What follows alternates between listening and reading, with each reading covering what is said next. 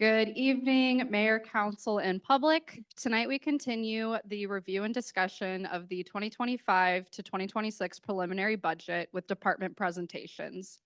City staff will share their department's goals, initiatives, and key changes for 2025 and 2026. Additionally, city staff will share unfunded needs that could not be met due to the city's limited resources. As a note for council, with minimum wage discussion after this presentation, the city of Burien is a level 2 employer, so our current proposed budget numbers follow the direction of Ordinance 837, directing us on July 1st to pay at least $2 over the state minimum wage. I was about to say next slide. I have the clicker.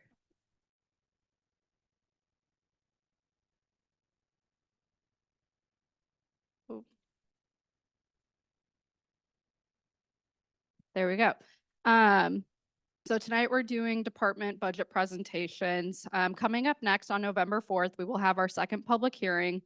And then staff will introduce the property tax levy and surface water management rate ordinances. And we'll have the opportunity to continue any discussion or questions on the operating budget and the CIP budgets. In 2025, we have budgeted around 42 million, and in 2026, we have budgeted around 42.9 million in expenditures. The city's budget is balanced by the use of the city manager's designated reserve fund, which is used for emergencies, one-time positions, one-time projects, but is not a sustainable funding source. This slide highlights temporary positions in the budget for 2025 and 2026. Overall, there are 5 temporary positions supporting ongoing department work. Temporary positions allow the city to be strategic in budgeting and allocate funding as needed with the limited resources the city is experiencing, but again, reiterating they are supporting ongoing work. Now I will turn it over to the departments to talk about their plans and goals for the next 2 years. And we start with city manager. Caitlin, thank you. Council, my duty to share with you the information for the city manager's department. It is its own separate department. First slide that you will see highlights just general financial information for the department. Please note that there is an increase and a change from 2024 revised budget to 2025 preliminary budget under the salaries and benefits. Information about that increase will come to you at the next slide or 2 slides from now, but I thought I would highlight that for the most part, we try to stay as fairly close as possible to previous years, and especially this year as close to actuals for the past several years as possible. Next slide, please. Next slide speaks to you specifically about goals and initiatives. First bullet point is to implement the 2023 through 2028 strategic plan. This is an item in a document that council updated in 2023, and it was done over the course of almost a year that included dozens of hours, if not hundreds of hours of staff time, council time, and work with our consultant to establish our existing 2023-2028 strategic plan. The second item is support departments and their work to serve the community. And third is begin the process of council-directed levy work. But before we move on to the next slide, I just want to point out a few items under the second bulletin, which is support department and their work to serve the community. There are a number of functions that the position of city manager in the department that are not commonly known by the community. But I'll share with you at the very least 3 of them that I would like to make public. The first is that the city manager serves as the chief cheerleader for staff. The team does great work and does not always know of their success because they are, I'm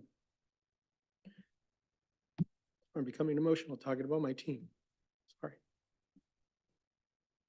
They're great is really what I want to tell you all, and that they don't always stop to see their success because they move on to the next project and do great work for the city. So I thought you all should know that. My next role is a little cloudy with my eyes being a little watery here.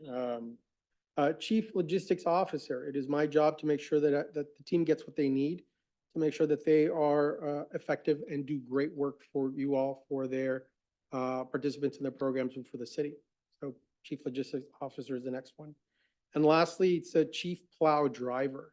There's a, it is my job to clear the road for them, my job to make sure that they get everything that they need. And if they do not get what they need, so that we can help them create a plan so that they do get what they need. The team is great. The team does excellent work. And those are just some of the duties that are done by the city manager department. Next slide, please. Really quick, just to add to that, Adolfo, you also have to deal with 7 of us. And that's a huge job. And so you didn't mention that yet, but you also have to deal with the city council. The last slide is the key changes. I'd ask council just take note of 2 items under the salaries and benefits item. And the key change is a 2-year administrative assistant, second to support economic development and human services with contracts, invoices, and human services commissions and BEDP. We also have considered making this person also available to the clerk's office so that they can provide additional support to our front desk staff. So it really is a multi-approach position. And second is more dollars in professional services for levy work in 2025 and then reduced in 2026. So this is a council-driven directive, and we hope to push it through as quickly as possible next year. And that concludes the city manager department. Okay, can you help me advance the slides then, Caitlin, down there? Okay, great. Chris Craig, Economic Development Manager with the city, just for the record. And I'll share a little bit more about the economic development budget for this biennium. You'll see in the professional services category that number jumps around quite a bit from year to year. And just so you're aware, a lot of that funding where it jumps up in 2023 and 2024 for professional services is ARPA funding. So we're continuing to get that money out the door by the end of 2026. Next slide.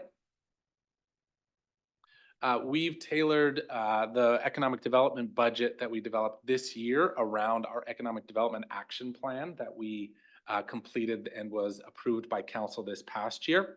So we worked with the BEDP, which we haven't done in the past. This is the first time we've actually done that, to help inform what type of economic development priorities we would want to consider for the budget. And that conversation really centered and started with our economic development action plan that we just got started this year. So among those types of programs that we'll be funding through this biennium, attracting a hotel to Burien, which is quite exciting. And actually a lot of that is staff work as opposed to consultant work. So it's a pretty small item on our budget.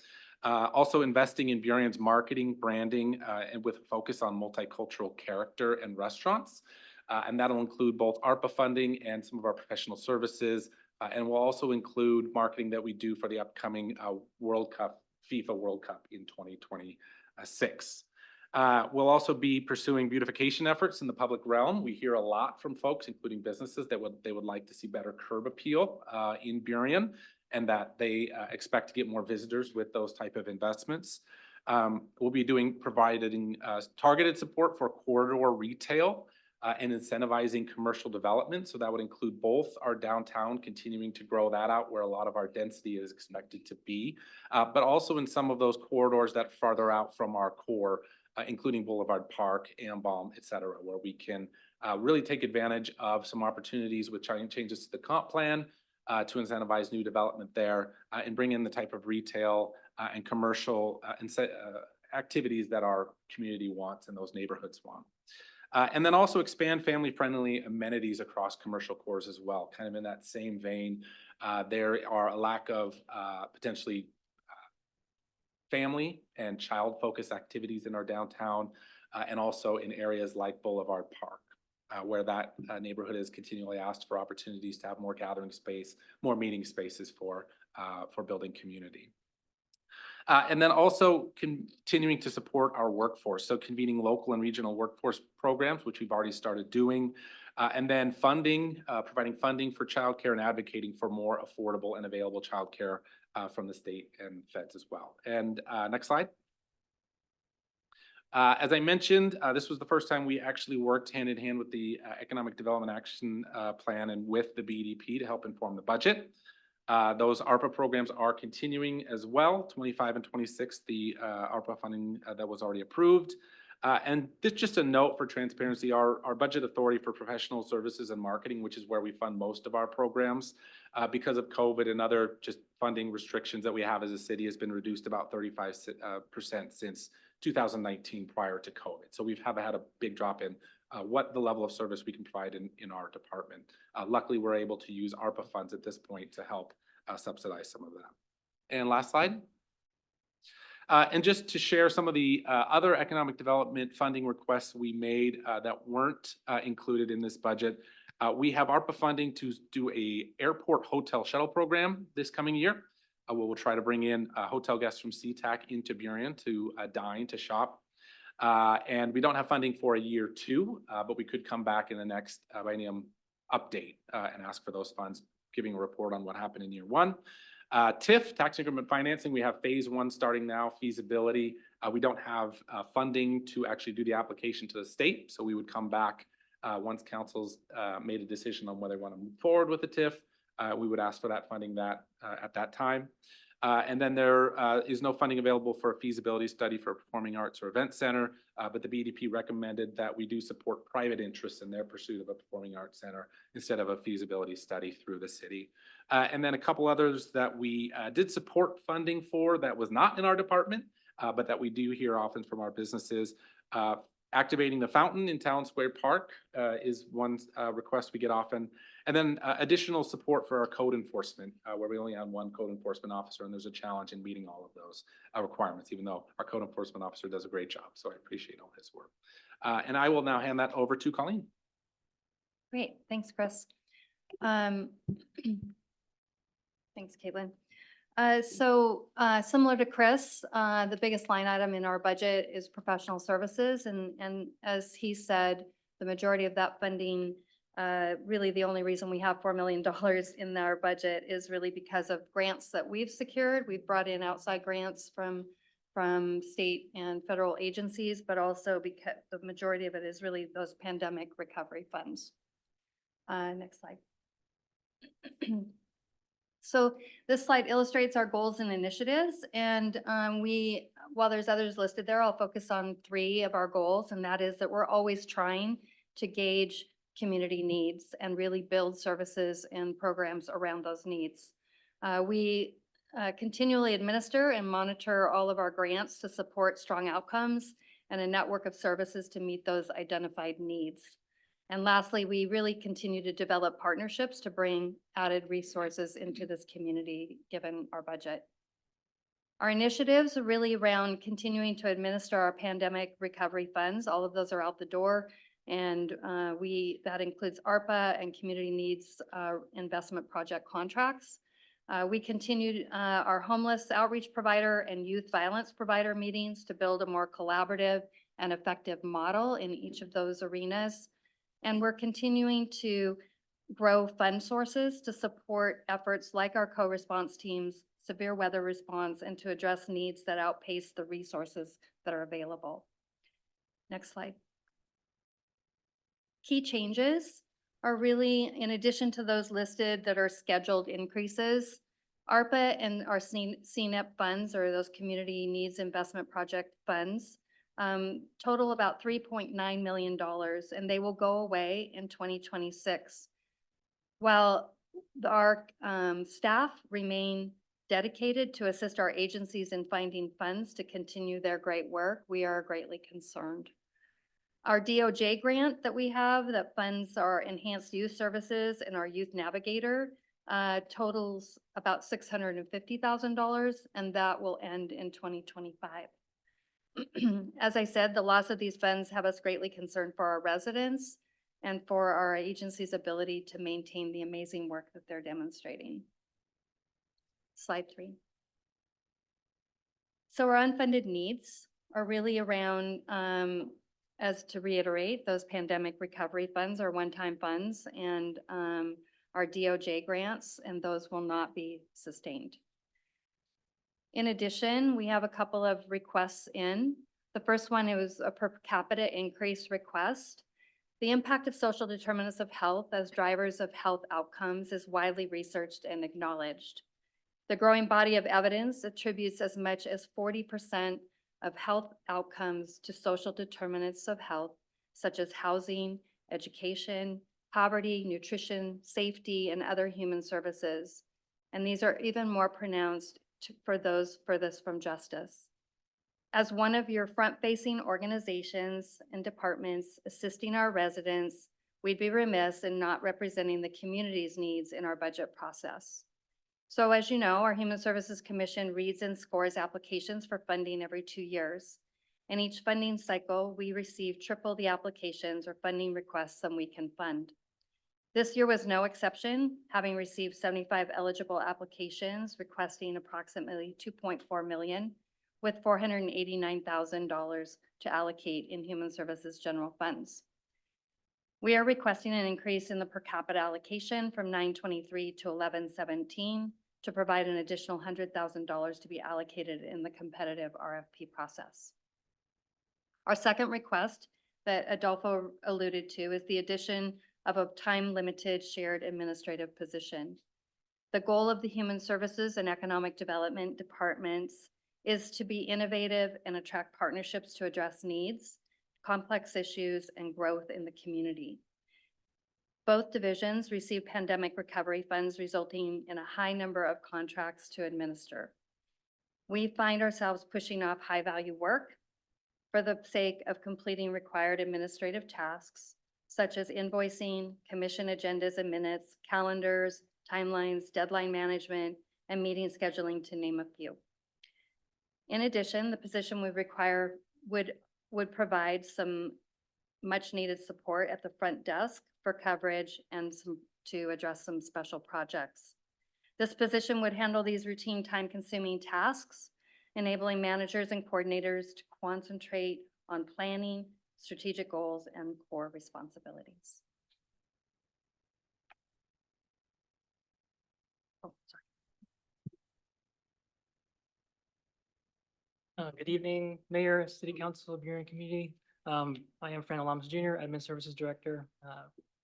The team and I appreciate the time and opportunity to actually speak on the department's budget.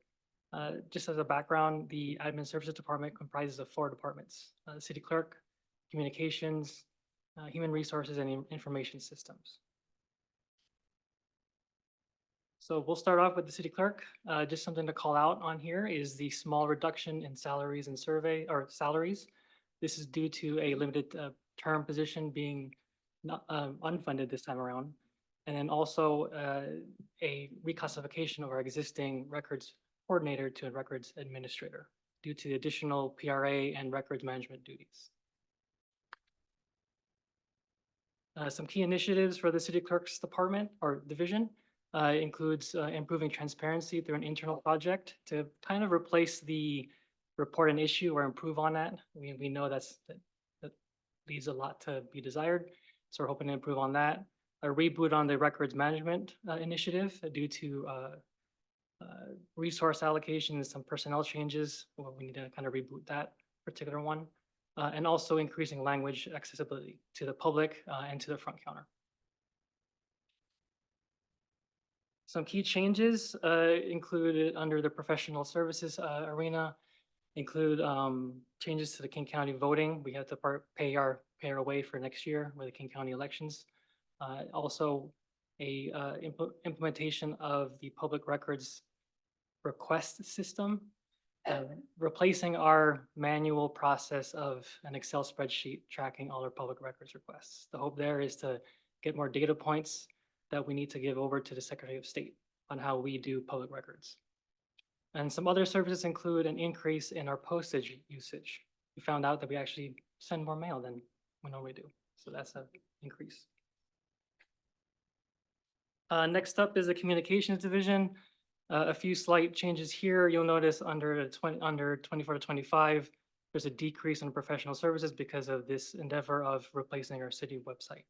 We know there's a lot of stuff and a lot of things we need to improve on that. So that's where you see the change there, along with learning a lot from the Shape Our Community or Shape Our City initiative.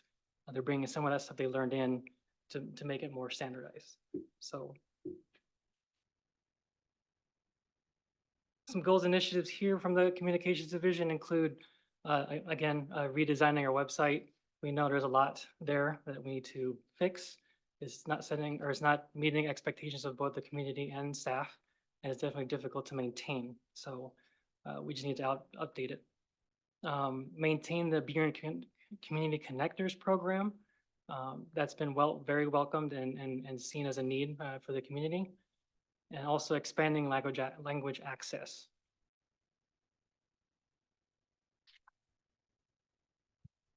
Some key changes, like I said, new website, said it third time again. Increase the language access support also in conjunction with the city clerk.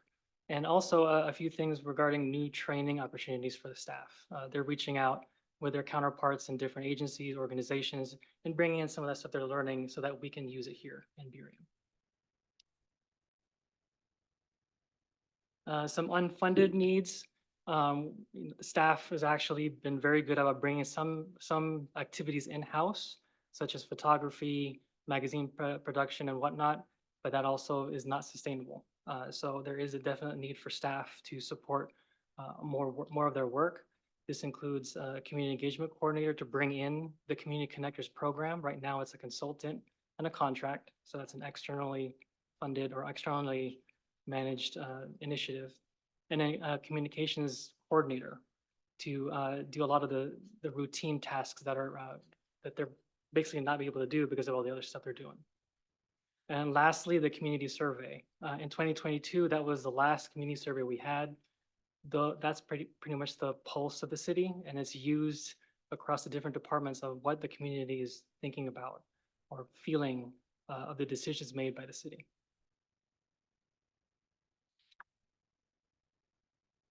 The next division is human resources. A few things there you'll notice the professional services is kind of increased just for 2025, and that's mainly to continue the work in advancing racial equity as part of the city council's strategic plan. Some goals and initiatives, compliancy projects, especially surrounding our personnel manual, job descriptions have to be standardized, and also our safety committee and safety manual. Along with that, we also in human resources want to do an implementation or analysis of the salary and benefits, which would be then implemented in 2026. The other thing too would be continuing equity and inclusion and incorporating that as part of HR practices. And then in training and development, we want to also provide performance management training to our managers and also some harassment prevention. Some key changes include a new HR analyst working with Connie. There's actually a decline in qualified applicants, but there's a big increase from city departments for staffing. We're not only necessarily competing with like the tech hubs like Meta, Google, Amazon, but we're also competing with other cities for the same exact staffing needs. So bringing in good talent is getting really difficult around the region. And along with that, we're also working on renewing the 3-year union contract with Public Works Maintenance. And then also that ARE continuing the racial equity work. Okay, there's a lot, one more division. I have a lot of divisions. But last but not least, we have the Information Systems Division. You'll notice a few things here. There's a big dip in machinery and equipment because we completed a lot of the larger projects we had already earmarked for ARPA. Those were like the conference rooms and whatnot that you see that we're working on. There is a slight decrease in professional services because as part of the cybersecurity initiative that we had, we've completed a few things. We're kind of patching up some of our cybersecurity stuff. But you will see an increase in supplies in 25, and that was due to a few changes and a lot of aging equipment that we need to be replaced. So as far as goals and initiatives, like I kind of alluded to, the replacement of aging equipment back in 2020, if you recall, where we were in kind of pandemic mode, we were conventional where we just had desktops. We had to move to mobile computing. And guess what? 5 years, we got to replace them. So that's just kind of the nature of the technology. There is some cybersecurity initiatives that we need to continue to work on. Policies, plans, incident reports and whatnot, and patching up some further vulnerabilities in that area. And then implementation of some new software. This includes participating with the city clerk on the self-service or replacing the report and issue, and then also bringing in internal communications through a new intranet. Some key changes I'd like to identify include an increase in software subscriptions. Back in the day, we used to just buy software and install it and we're good. Well, most of the software folks are making them subscriptions, so we got to pay annual. Every year, we got to pay an annual subscription. And one of those is Microsoft, just down the street. So they are asking for more money, but guess we have to pay for it. We use it every day, whether it be our email, Excel spreadsheets, PowerPoint presentations that I'm showing you on right now. We have to pay to play. Along with that, a large number of equipment replacements. Like I said, over 60 to 70 mobile computing devices that need to be replaced, and including the power distribution in City Hall related to all our equipment. It hasn't been replaced for over a decade, so it's way overdue. Finally, some unfunded needs that we had identified include a digital signature service to help us sign contracts and legal documentation. And lastly, an IS strategic plan. The last one that was done was back in 1999. And typically these things align with the city's comprehensive plan along with the city council strategic plan.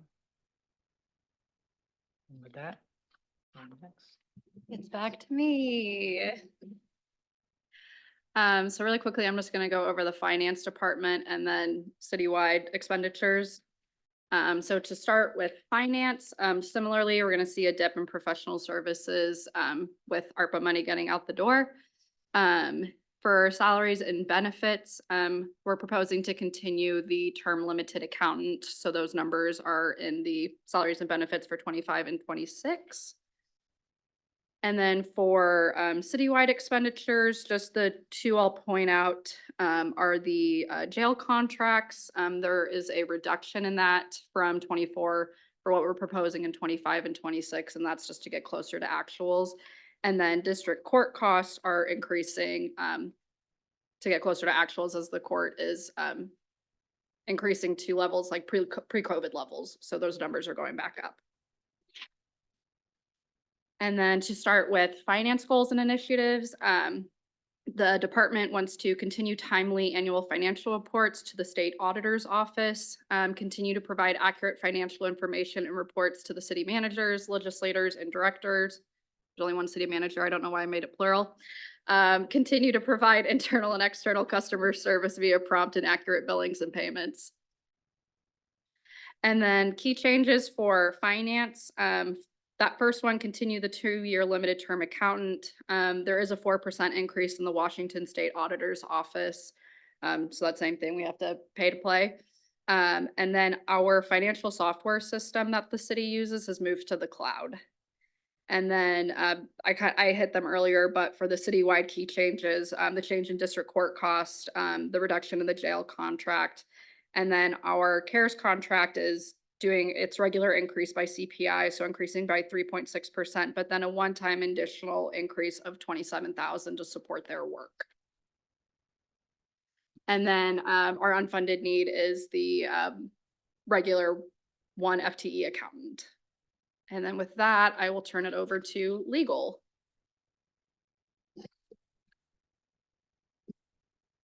Good evening. Legal, as you can see, there also includes risk management. There has been a little bit of change where before legal department also had your primary code enforcement, the general code enforcement that you typically think about regarding graffiti and that type of thing, and also had the services provided by Manuela, where we kind of kept track and tried to ensure that the housing standards were being complied with. Those two portions of the legal department have now been moved to the community development department, and that is reflected, as you can see, in the salaries and benefits, where you can see that the revised budget went down in 2024 from what it had been in 2023. Likewise, certain supplies reduced as well, largely because of the work that was being done by both of Manuela as well as Michael. You can see that we have an increase projected for professional services because of existing and anticipated litigation. Likewise, the same is true for litigation consultation services at this point.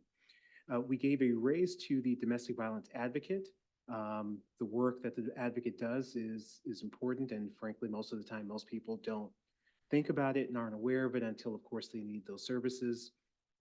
But we have a very good advocate we share with other jurisdictions, and frankly, we'd like to keep the advocate. So it was important to make sure that we were contributing to her earning a very fair wage.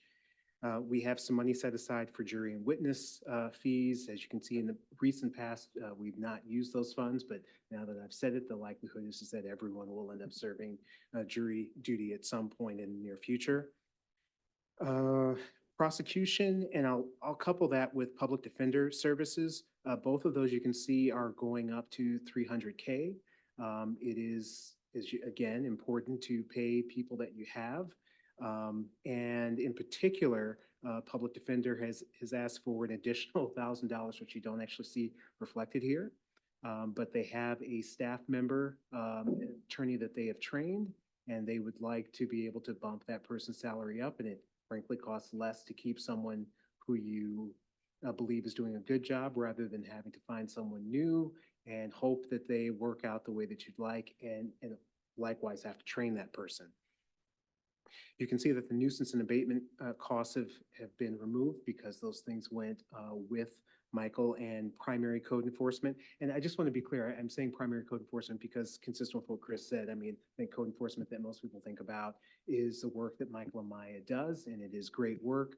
But there are a variety of other people that are also serving as code enforcement folks, but they serve in a different capacity in their respective areas.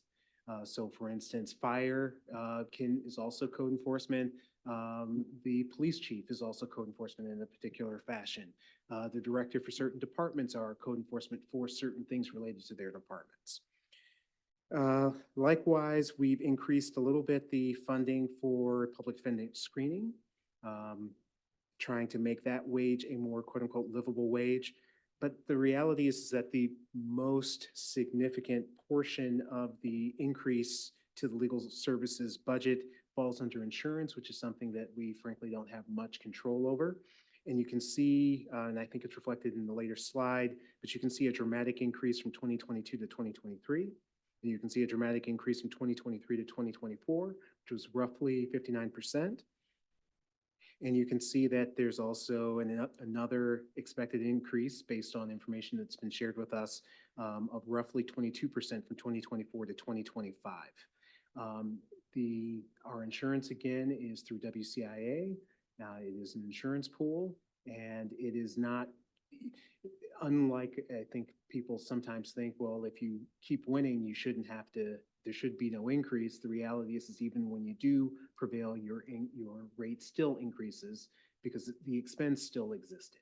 So you can see that that increase is continuing to happen despite favorable outcomes in most, if not all, of our matters.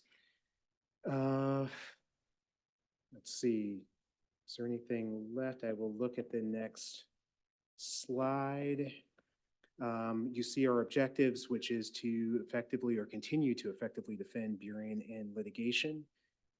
We have making efforts as reflected by the budget to enhance criminal prosecution and public defense.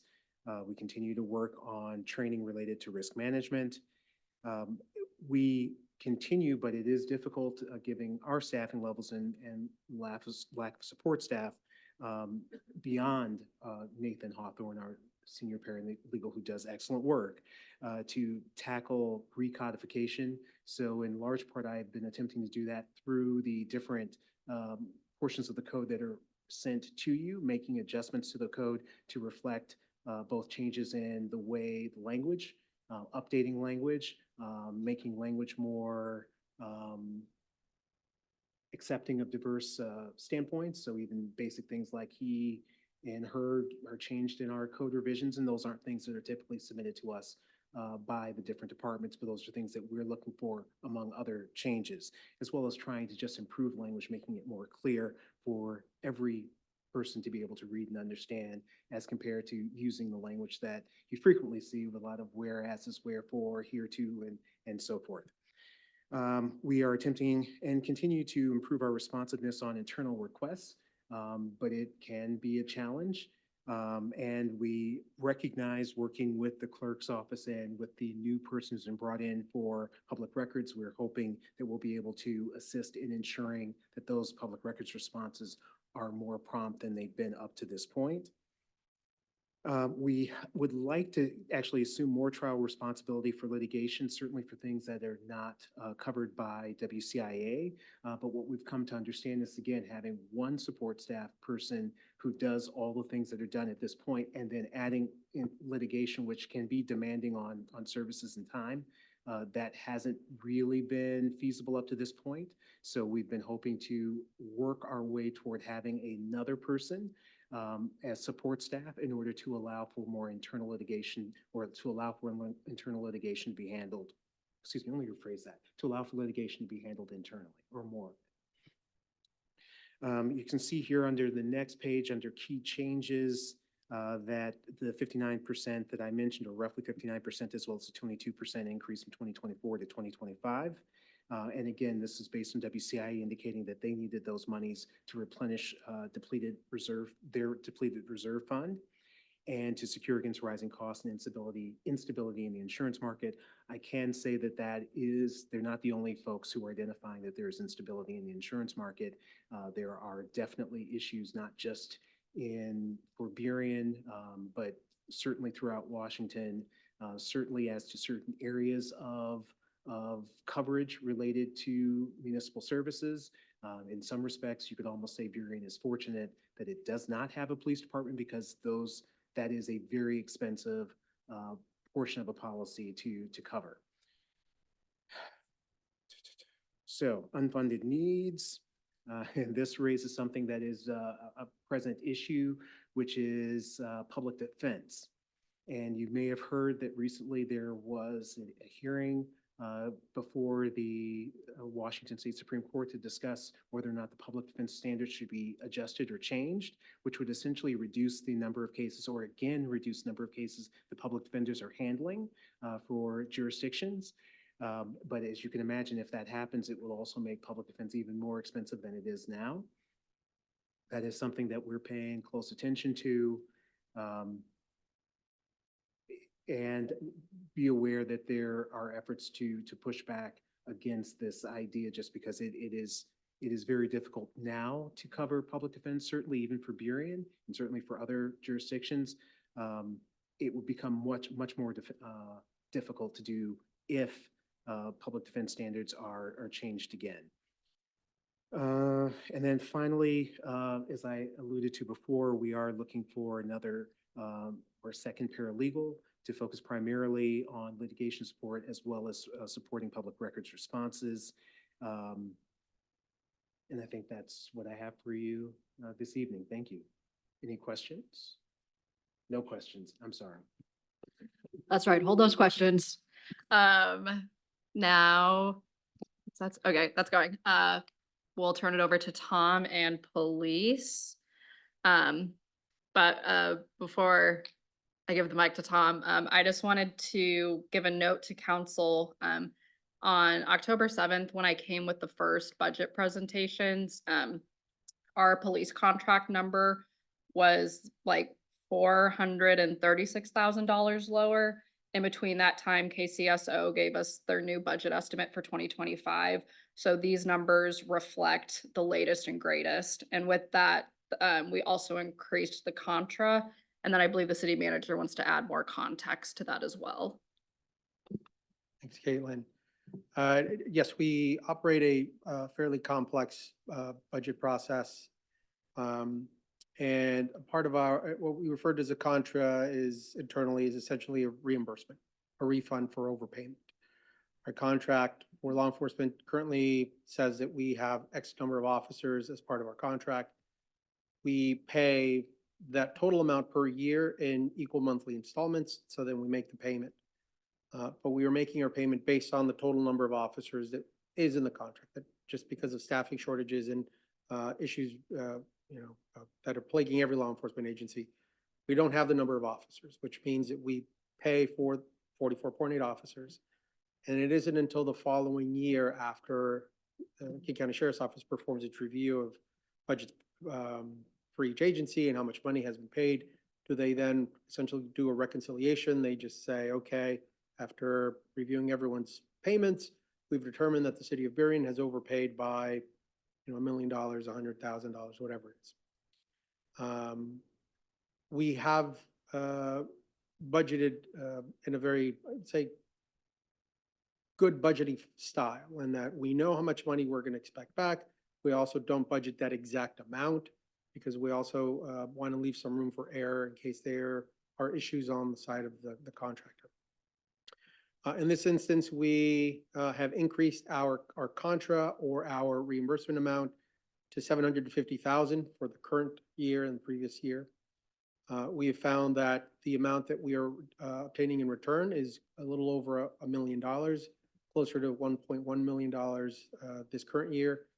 We anticipate no changes in staffing, just because even though efforts are being made to increase staffing throughout the entire King County Sheriff's Office operation, we are not the only contract. There are a dozen or so contracts or more, and they're staffed in different ways. So we do believe firmly that the amount that we are expecting for next year will be above $1 million, which makes us feel comfortable in increasing our expected reimbursement for contra to roughly about $950,000. And this will allow us to absorb a little bit more easily the expected increase in cost for our contract. So I thought I'd share that information with you all so that you're aware of what contra means, reimbursement is, and how we actually budget and fulfill our obligation under our ILA. Thank you. And if I could for just 1 second, someone was clicking for me. Thank you. Thank you. Good evening, council. My name is Tom Calabrese. I'm your new police chief. Give you an idea of what our goals and initiatives are for the upcoming cycle. Obviously, reducing crime and the fear in crime is always our #1 goal. We want to continue to build trust in public safety. We want to recruit and retain an exceptional workforce that is in alignment with community needs. As our staffing improves, we want to build on community engagement. And we want to enhance public safety with a dedicated traffic unit. Next slide. Did you cover that? Okay, so some key changes. In August of this year, you guys got stuck with me, so that's a good thing. Full-time staffing of a co-responder model, which means we now have 2 deputies rolling around with 2 MHPs almost all week long. We have 1 full-time traffic officer that's been in the city since early last year, and he is absolutely crushing it right now for us. Our staffing shortages will continue to be held in the investigation sections, which means our burglar, larceny, our street crimes, and our crime reduction unit, so that we have dedicated officers responding to 911 calls. Next slide, please. And then our unfunded needs, an additional 1 to 2 FTEs per year over the next 4 years will work towards achieving comparable staffing to other South King County police departments. Burien PD remains one of the lowest staffed police agencies in South King County. As population within the city grows, the need for more officers will continue to rise. The average mean is 1.48 officers per 1,000 residents. Currently, we are at 0.085. And then the next slide just gives you an example of some of our local partners and their staffing levels compared to ours. Thank you.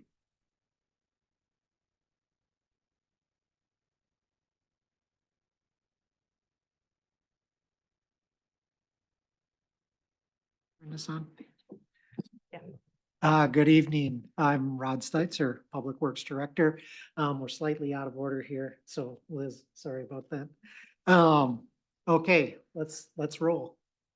Public Works, we actually are funded in 3 different kind of sources. We have the general government fund, we have the street fund, we have the surface water fund. Each are independent for various reasons, for a grand total of right around $34 million. So adding up all those tables that are shown on the right, that's kind of what the sum would be. I want to highlight one of the ARPA funds. I think we've kind of have a theme going here. We use that for professional services, about $400,000 in 2024. Tried to highlight where it is in that mess of tables there, so circled in the green. And that's really it. Let's hit the next one. Goals and initiatives, really, there's three really big ones, just to ensure the timely implementation of our strategic investments. That can include the maintenance center, which is our current maintenance center is shown there on the right in the top in that photo. It's one of three locations that we have in Public Works to deliver the services and levels that we need for the community. We also want to make sure that we fulfill completing our grant project work and also our partnership with other agency work, King County, Sound Transit, et cetera, across the board. The reason those are important is that it lays out the groundwork for future work that we can leverage funding to complete improvements for the community. Another thing is addressing staffing needs to make sure that we can deliver those levels of services for the growing community. One that we're actively working on right now is our emergency preparedness, getting that filled. We have winter coming up, so we want to make sure we can respond to emergencies and address certain needs in the community. We also want to make sure that we have dependable infrastructure and provide a safe level of service in the streets and in the right of way and those kind of things. And that's what that second picture is. The one on the right on the bottom kind of just highlights some of the vehicles that are attached to our snow plows out there. We also have de-icing equipment in those. That picture is going to come up later, just a little foreshadowing.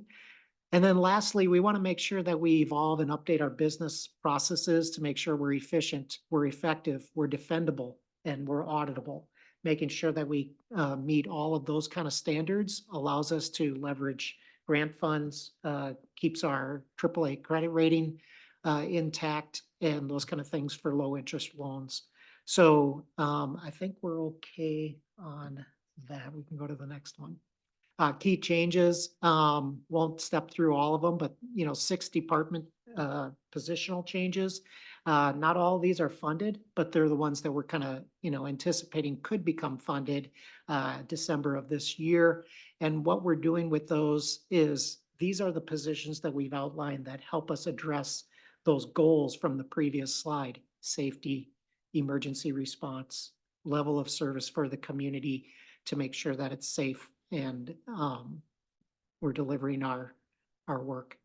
The other thing that's going to come up, this is a big one, and it's going to come up, I think Caitlin mentioned it earlier when we talked about utility rates, is different regulatory changes. These different regulatory changes are great for a lot of reasons. One thing that we will have to look at is when we implement these regulatory changes, what are the costs? There's no longer going to be transportation exemptions for a lot of our surface water controls, and we'll have to do an evaluation, come back with further information to council about what those means cost-wise and also timing of delivery-wise. And then the last thing is updating some of our processes, procurement, right-of-way acquisition. What these processes do is keep us in check and in line with different regulatory changes and legal requirements at the state level, federal level. And so when we get those changes updated and the processes done, it will allow us to actually manage and run our own projects with federal funds. And it will also allow us to stay compliant with new regulatory changes in the procurement process. Let's see here. I think that's the last slide. Oh, nope, unfunded needs. Unfunded needs, and I should have known this because it's the same picture as we saw before. I'm going to start with the second bullet. You can see there's a number of pieces of equipment that we have with the dates of what the years of those trucks are, even going back into the mid-90s on those. In fact, that one, the odometer's broke. We don't even know what the mileage is on it. So there's a lot of things coming up, a lot with excessive miles. And what that means is higher repair and maintenance costs right? So as the vehicle ages, yes, we can repair it, keep it up to date. But then those prices go up and up each time you have to do the major repairs. The first bullet is actually the capital infrastructure and maintenance facility. We want to make sure that we're looking at what are all the expenses related to that facility. We do, and I think we can pass along a thanks that there is a significant amount of money set aside for that facility. But as prices increase and the needs for the siting and the needs for the final build out of the facility become realized, we'll have to maybe just continue that conversation, bring back information as soon as we know it, the sooner the better. Let's see, and then the last bullet, kind of capturing what efficiencies we can do within Public Works Department. Data analytics is something we keep a really big eye on. How do you notice trends, right? So we can notice trends in not only project management, we can notice trends in the market, and we can notice trends of maintenance needs. Like, for example, we could say, okay, wow, on this road, we maintained the potholes 62 times this year. Those are fictitious numbers, but anyways, what those trends do is allow us to more effectively manage the workers that we have and the work that we're doing to be more efficient and make better use of the dollars that we have and staff. I believe that is it. Now is it, Liz? All right, thank you. Thank you. Thank you, Rod. Nice to see you again. So I did want to just remind council, you generally see me only in the long range planning work, but there's a whole nother department or a bigger part of the department. So I'm going to talk about the whole thing tonight. And that includes building and planning are the two divisions that report up. On this first slide, you'll notice that the building numbers did take an increase, and Garmin spoke to that a little bit. That increase was in 2024 when the code enforcement officer and the rental housing inspection program officer both moved over to community development. So we plan to maintain that. And we're also asking for a limited term employee to enhance the code enforcement work that our current officer is doing. He's doing a great job, but he's absolutely overwhelmed. And I know Chris mentioned this as well. We've got broad support, I think, for this position. We also have some money you'll see for professional services, and that's really to support our building reviewers, where we have a lot of more structural, more complicated work. We do not have any structural engineers on staff. So a lot of that is for that type of technical review work and also for inspections if we have people out. Second one is around planning. And for our planning group, you'll notice that it's really, it's all about the salaries and benefits, but you also see a large number under professional services in 2025. And that is the money that we're requesting to update our critical areas ordinance. We will need to have a consultant, and that will also assist us in completing the work on middle housing and some of the other work to finish up our comprehensive plan. So work. Next slide. Some things that we plan to be working on the next year, we have some code updates. I mentioned the middle housing. We are also looking at potentially some tree code updates, and also we are mandated to update the critical areas ordinance, and that will be a heavy lift. We are also looking at updating our business processes.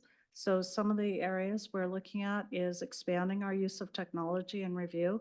And this will help our reviewers work together more cohesively, especially across the different divisions and with Public Works. We have a very close relationship with Public Works and Fire, so this will help us enhance that. We're also looking at some timekeeping updates. Staff has currently not been keeping their time per review hour on all projects, so we're changing that. So we're going to look at our time so that we can more adequately review the costs of what it takes to get a permit. So you may see me back here next year looking to change our fee schedule, because we'll have a lot more data to be able to inform what those fee costs should be. There has been a fee study in the last few years, but it did not include the true data analytics, as Rod was saying. So we're going to be working on that with our staff and kind of figuring out what our cost is in this. We're also looking at streamlining our process so that our customers can get through the process more quickly and more efficiently. That's always our goal, to provide the customer service and also get people through the system. And then lastly, we're really looking at updating our public information materials, especially with a lot of the new code that's coming in. We have to follow that with the public information materials so that our applicants and the development community can use the tools that we're providing. The personnel changes that we're looking for the limited term code enforcement officer, as I mentioned, and also limited term assistant planner. As you know, we have a very, very lean workforce, and we tend to frequently have somebody out for whatever reason, medical reason, whatever. And when that happens, we're really stretched and we're stressing our staff. So this limited term assistant planner will help us handle the regular workload and those times when we are not fully staffed. I also mentioned we have the regulatory updates. That's part of what we have for the financial resources, including the consultant assistance. We also asked for a little bit extra for the neighborhood grants program. That's something that's very successful and very well appreciated within the community. So we asked for about $10,000 more on that, which seems like not a lot of money, but I know goes a long way and makes a big difference for people. We will be putting a lot of time and effort into staff training. We're trying to get everybody up to speed as much as possible with their training, both internally and externally. So some of that, there was a slight add to the training budget, but also internally trying to focus on our more senior staff, really working with the more junior staff and mentoring and providing that knowledge across the staff. Some of the unfunded needs were to make the temporary positions that we're asking for permanent. We are asking for the 2-year. It would be great when we have more funding to be able to make those permanent. I'm also saying that one of the unfunded needs we have is a planning manager. One of the reasons you're seeing me here so much is that we have one long-range planner in the city, and that's Cheney, as you've gotten to know her, and she's great. But really the appetite for change and for code changes is much greater than one person can take care of. So we're trying to kind of tag team it, but it's tough. So planning manager is a position that would really help out the department quite a bit and give us a little more capacity to really get into some of the big, long list of code changes that I know council would like to see. The other position that is an unfunded need would be an environmental planner. We have a lot of environmentally critical areas in the city, and it's very important that we make sure that development is really not going to impinge on those critical areas and provide something where we aren't contributing to a degradation of a critical area. And so environmental planners are very helpful because they have a really deep understanding of the critical areas. I think that's all I had for today. Casey? Do you guys need a break? Do you need to jump up and down, wave your hand? Good for now. We're good for now. Okay. I will be asking everyone to take a little break after this, though. You're all amazing, though. Keep going. Keep going. We I can- love that Parks and Recreation asks. Yeah. Yes, I'm the fun group, right? So, sorry, everyone. No, just kidding. Sorry, I've been sitting watching this whole thing, just going. So obviously, I'm Casey Stanley, and I'm the Parks and Recreation and Cultural Services Director. Thank you guys for being here tonight to listen to us and allow us to present our budget. I have worked for the city of Burien since 1999 in various roles, been around a long time. And we've been very creative with our budget in Parks and Recreation. We are able to use the funds that have been allocated to provide a multitude of different programs. And through the grants that we've received, we've been able to offer low barrier and low programs for people to be able to participate and also be able to maintain our parks and our facilities that are aging. Next slide. The Parks Department promotes a healthy, livable community with opportunities for physical activity as well as personal and cultural enrichment. To accomplish this mission, it offers recreation, cultural programs for citizens from preschool age all the way through senior and adults. Participants are involved with a wide variety of arts, sports, health, active living, and special interest areas. Recreation programs are offered at the Burien Community Center, Mosier Art Center, and the various schools. The department produces many citywide special events throughout the year. The department also is responsible for the operation, maintenance, and stewardship of the Burien Park system with over 416 acres of park and open space property, including 28 developed and undeveloped parks. We balance the needs to earn revenue and ensure community members have the financial ability to participate in programs. We are continually working to reduce barriers through access, programs, parks, and community events.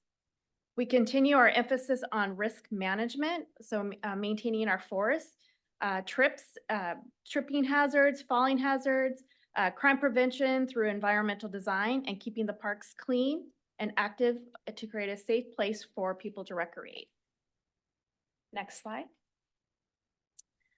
Key changes. The Parks team has requested to combine an existing intermittent dollars and new dollars to create a full-time regular parks maintenance position to support the work to maintain the 28 parks. Our parks are open 365 days a year with an average of 14 operating daily hours. Our parks is also requesting a limited term parks facility lead position. This position would support deferred maintenance list, help maintain the 8 facilities, including adding the 3rd floor into the mix of City Hall. 5 restroom buildings, 3 shelters, a water fountain, and electrical power in Town Square Park for the 13+ events held during in the park during the weekday and the weekends. The park's fleet management and supporting the park maintenance crew. The other items that I've identified on the previous screen was grant funded programs. The Parks was awarded a number of grants for 2025-26 budget. Those funds will go towards after school programs in the schools, services for our 55+ population, and continue our Green Burien program. A request for new equipment, which includes a spreader to, this is really fun and sexy, not really, but a spreader to increase productivity and efficiencies with fertilizing and spraying 3 grass fields and 28 parks. Next slide. Yeah, that's so cool. As you saw on the budget slide, the Parks Department relies heavily on grant funds to offer low cost, low barrier programs for our community, such as childcare, health and wellness, social events for seniors, and restoration opportunities in our parks. If the department is not awarded these grants in the future, a number of programs will not happen for our seniors and youth populations. We currently are applying for the No Child Left Inside grant funded by the RCO, which is the Recreation Conservation Office, to hopefully continue our Outdoor Explorers program. This program has offered free childcare and paid internships during the summer and exposes youth and teens to outdoor recreation programs and job opportunities. As the Parks Department is under-resourced in maintaining our parks and facility system by 8 FTEs, this request was a hope to increase our staffing to maintain our current system, and that is the unfunded full-time regular park maintenance lead, which would bring on another crew to be able to maintain our 28 different parks and facilities. And that's all I have. Thank you. So with that is the end of the department budget presentations. I have questions on there. I wouldn't be surprised if you have a bunch or none at all right now. I just want to say this isn't the only time to ask questions. I come back like at least 3 more times for Right. the budget process. And if we need to extend it beyond the 3, we have that room in the calendar to do so. So it's a time for questions, or if you need to think and digest, we have ample more opportunities to discuss this stuff and review it. So. And I think that's a good reminder too, if there's a lot of questions, to do what the city manager has oftentimes recommended, which is to use time outside of council meetings to ask preliminary questions. Were you gonna say something? If I may. Go ahead, yeah. I was just gonna reiterate what Caitlin had mentioned, but before doing that, just to remind council that here's your great team. This is a team that does the work for the city. And so whenever you come to me and you say great work, you're actually saying great work to them. So just mental note, if you could take a mental picture of them all. But second, there was a lot of information shared with you all today. It may be helpful if council members can just take it all in, process over the next week or 2, develop questions or even speak with staff about developing the questions you'd like to ask. Sometimes the biggest challenge is knowing what question you want to ask. Mhm. And like Caitlin mentioned, over the next several weeks, when this topic continues to come back to council, you could ask your questions then. It just would be more time for you to process the information. Thank you. I agree with that. So can we hold questions, but if you have comments or compliments, those are accepted now. All right, let's start from the left and go down. So Councilmember Andrade. I just want to thank you so much for all the work that you guys have done. And I just personally, not through city manager, personally, thank you. So thank you. Councilmember Moore. Yes, I reiterate that.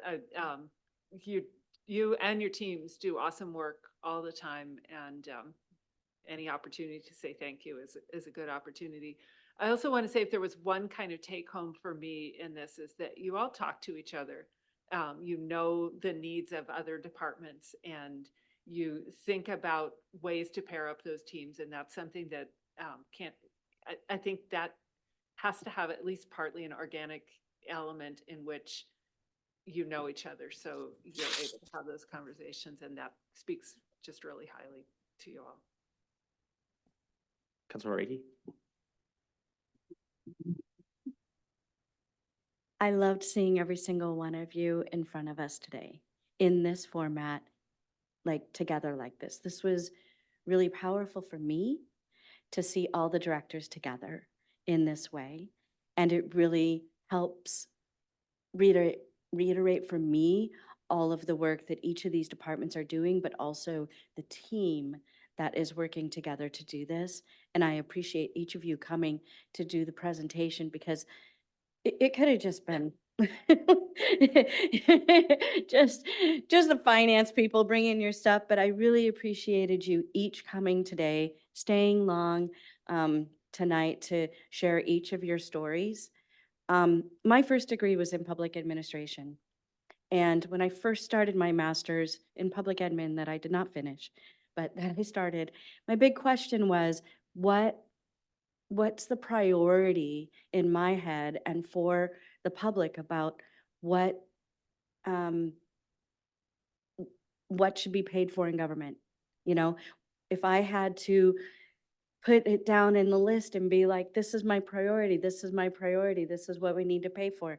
And unfortunately, we have to do that in government work. And it's sad and unfortunate in a lot of ways, because what we're trying to do is to provide, government agency is so important in providing services that our communities need. And it just reminds me that this is a difficult exercise. It's difficult to hear, because I would love to say, higher, higher, higher, pay more, let's go and do this, right? But I know that we have the constraints and restrictions that we do, and that each of you are trying to work under those constraints every single day. And my hope is that we can continue to work as a council and as a city to be able to support and bolster the work that you're doing by being able to fund it properly and get for you what you need to be able to serve our community. Because I know in each of your hearts, that's what you want to do. And that's powerful. So thank you for doing all of this work with such few resources. I wish there was more for you.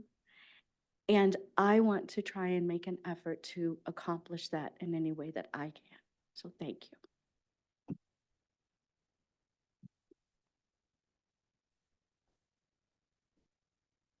Deputy Mayor Mora, do you have your hand up, or are you on screen? Do you want to say something? You're good? Okay. I'll say one thing about bureaucracy, and that I think oftentimes a lot of people, especially the public, think that there's no faces or personalities or people to what gets done inside the government. And there's a statue in Reykjavik, Iceland, that is called the Headless Bureaucrat. And it's right there in downtown, and he's carrying a briefcase, but the top part of his body is just a big block. And I took a picture of it, and it was my background on my phone for a while. Because I think there's a feeling around that's what a lot of people see too big of a government being, or they don't have a personal relationship to the people who do the work. And I think that in the city of Burien, the public does, and we certainly do. And I think that's a testament to the processes by which we operate as a government. We don't have strict committees that you very formally come and talk to us by. We come upstairs, we walk around the halls, we say hi to you. We're grabbing coffee, we're grabbing lunch, we're at the farmer's market, we're coming in for a meeting with Adolfo or one of you or whatever, but it's much more of a familial situation, and much less rigid and much less formal. And I think there's a seamless choreography to that is less structured and stringent and more flexible and more engaging. And I think that also speaks to how you all are as people and how you work together and how you interact with us. I think most of you call me Kevin, which I prefer, and I would love that you still do. And I think that familiarity and that friendliness is good for a proper and positive functioning of government. And I think that the community sees that too. And certainly it's reflected in a budget. Budgets are, as everyone likes to say, budgets are a moral document, and budgets are the guiding light of where we're going. And certainly, sort of what Councilmember Akey was saying, I would want us to have everything we possibly can. And it's tough that representative democracy means that we have to make some tough decisions sometimes. So certainly, I think to say if we do end up having to make some tough decisions, it's my former boss gave a speech last week where he said we should all be loving critics, not uncritical lovers or unloving critics, but loving critics. And I think I've been thinking about that a lot this weekend. And I think a big job of elected officials is to be loving critics. And so certainly just remember that when we have to make budget decisions, we're doing it with love, and doing it with the thought that we're trying to make the city a better place. And we know you all are too. So thank you so much for all your hard work and everything you put into it. Councilmember Garcia. Thank you. Oh, we can't hear you very well.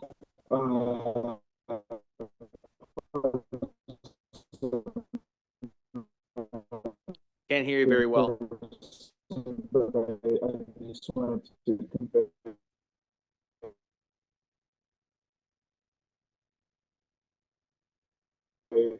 similarly to my comment. Councilmember Garcia, we Is this cannot better? hear you. Oh, Now? yes, Oh, there you go. There you go. Okay, you can hear me now? Yes. Okay. I wanted to say thank you to the staff. I'm just trying to make sure my audio works a little better. Okay, now that should be all set. I just wanted to echo the comments from all of my colleagues and just saying thank you to the staff, to everybody, to the staff that wasn't present, that I know worked alongside you in presenting the budget. In 2017, I volunteered for my first commission. And at that time, that inspired me to apply for a government job, to do service work. I had the fortunate experience to work in local government firsthand during COVID, and did work and saw firsthand just how stressful, just how hard, how challenging, and at times rewarding the work is. So just wanted to convey my appreciation for your commitment to be a public servant. It's not easy. It's challenging. My colleagues and I to really go through and think over as we have to make some hard decisions. I don't have any questions for any of you. I think one thing that did resonate with me, I'll just share, I guess, like a takeaway similar to how Councilmember Sarah Moore did. It was, sorry about that. During Garmin's presentation, he expressed during one of his colleagues requesting some funding for training to keep to develop staff, to train staff, and to retain staff. And I think that's really important. I think investing in our staff and staff retention is the most critical aspect of the decisions that we make on budget and the upcoming levy. So I just want to thank Garmin for that nugget in sharing that it's more, it saves us money to keep staff. So I appreciate that. Thank you, Councilmember Garcia. That reminded me of one last thing I wanted to say about the budget and the future and with everybody here. This is very rare that we have everybody here, so I'm taking advantage of the opportunity. This weekend, I read a quote by John F. Kennedy, where in a speech he gave to a university's master's in public administration program, where he said, "We all hold office. We are all office holders." And I think that that's been sticking with me because we all do share responsibility for what happens in the city. And I think it's incumbent for not just us, not just staff, expanded out to residents of Burien and, well, everybody, but we all hold office and we all have responsibility to this community. And I think that with that in mind, we'll be able to do, and we have been able to do, a lot with a little. And we'll keep doing that. So thank you very much.